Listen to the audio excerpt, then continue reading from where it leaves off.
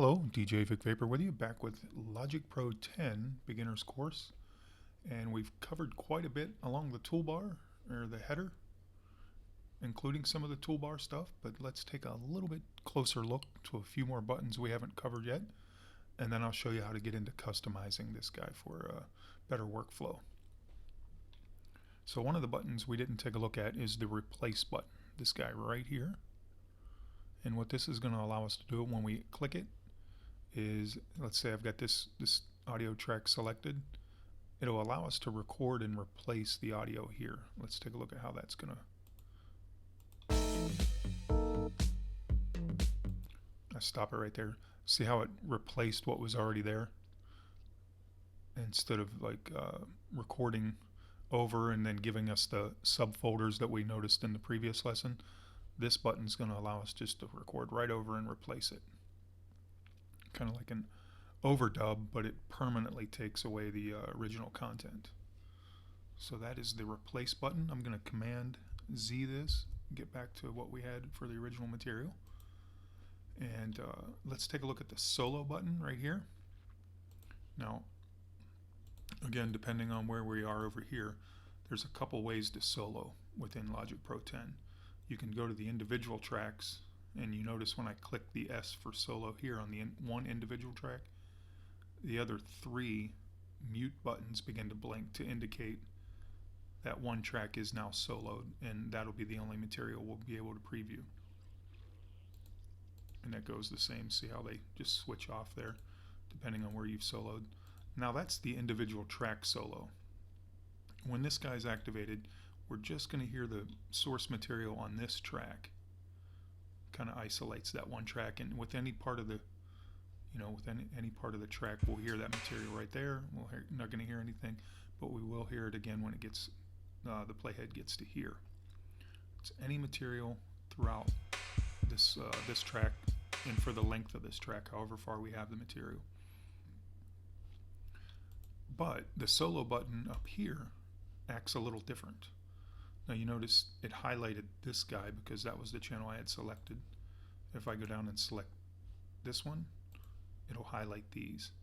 But what makes this solo different is it's not track specific, it's more region based, I guess is a good way to put it, wherever you are within the arrangement. So it'll actually, if I select just this segment,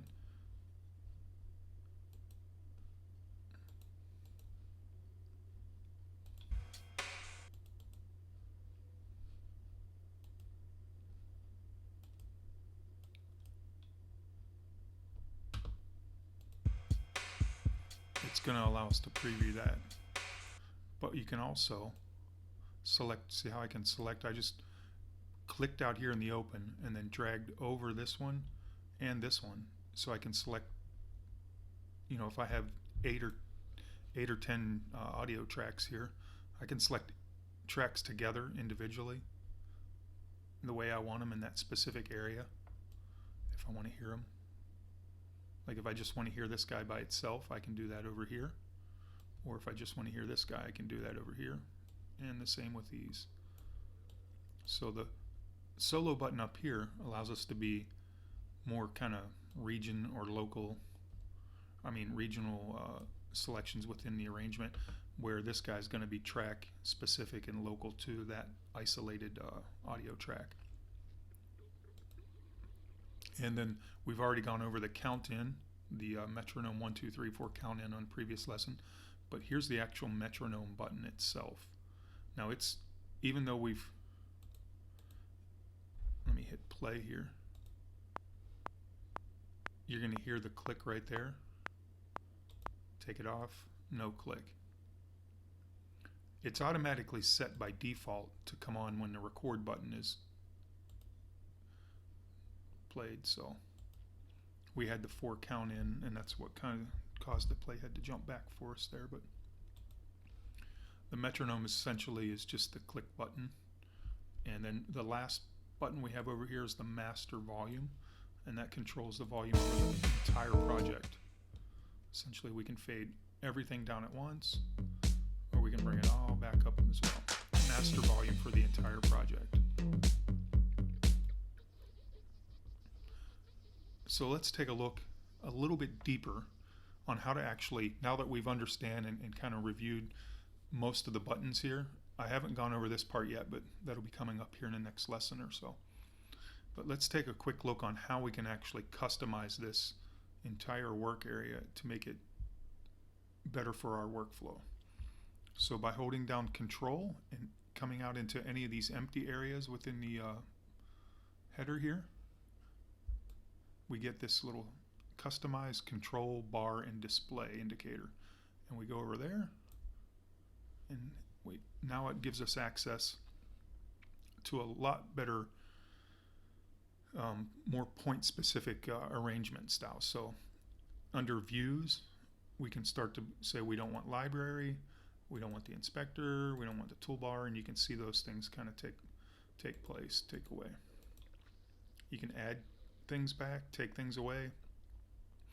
And under Transport, you can actually see that it doesn't have to be just rewind, fast forward, stop, play, and record. You can actually add a pause button, go to Selection Start, go to Position. I mean, you can, really come in here and micromanage this any way you like. I'm going to take these guys off. And let's say you put a bunch on there, or you arranged it in a way you don't like it. If you want to jump back to where it was originally, just restore defaults. Or if you do have it set up in a way that you want it to open that way all the time, and that is a position or an arrangement you like, save as default. And under the LCD, which we'll be going over a little bit later, we've got some customization options there as well.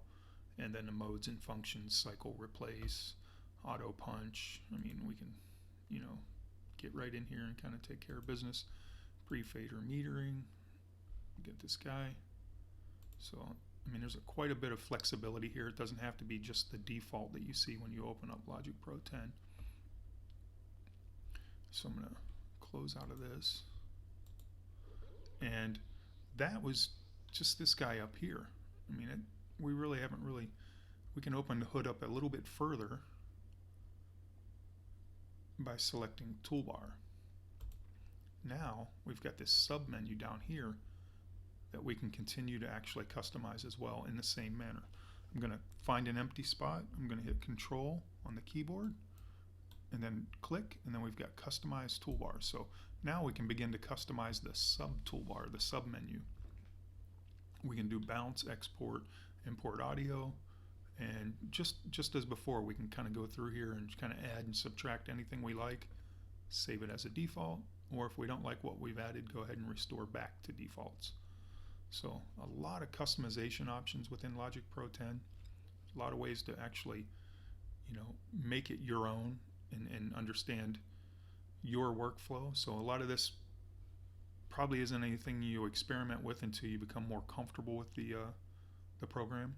But as you do, just be aware that there are ways to add and subtract and kind of micromanage and really make this guy your own and make it work for you. So that is the customization, the replace, metronome, and solo. Let's move on to the next lesson and take a little bit closer look.